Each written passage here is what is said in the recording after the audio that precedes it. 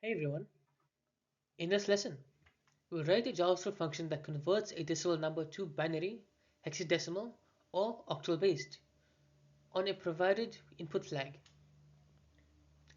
This is especially useful when building dev tools, compilers, or format converters. Let's explore how to do this cleanly using basic JavaScript and the built-in toString method.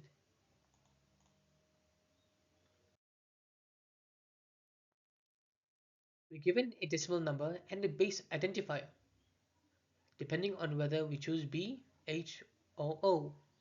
The number should convert to binary, hexadecimal, or octal. If the number is negative, we also want to handle it properly using two complements. Let's walk through the JavaScript function that does this.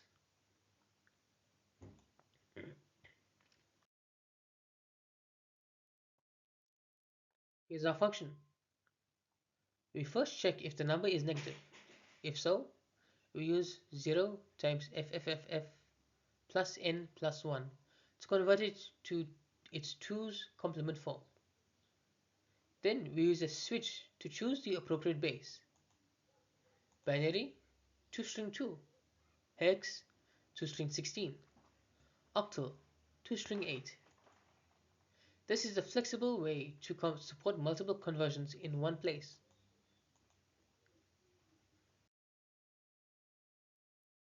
Once the number comes in, we check if it's negative and fix it accordingly. Then, we convert it using JavaScript's toString method with the correct base. This flow is clean and handles all edge cases, including invalid base inputs. Let's go over some examples. 120 becomes 1111 in binary, 78 in hex, and 170 in octal.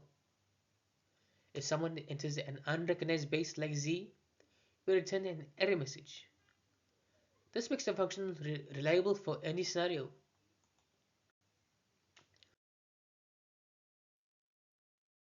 The base conversion technique is used in developer tools, debuggers, and learning environments. It is also critical in bit manipulation, embedded programming, and working with protocols. Mastering this helps you think in different number systems. A superpower for code.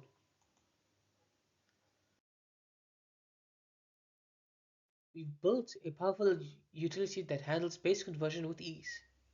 Using toString and a smart switch statement, this code supports all key formats and handles errors gracefully.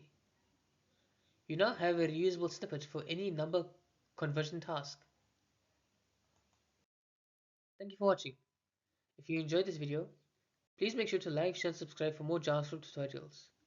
I'll see you in the next one.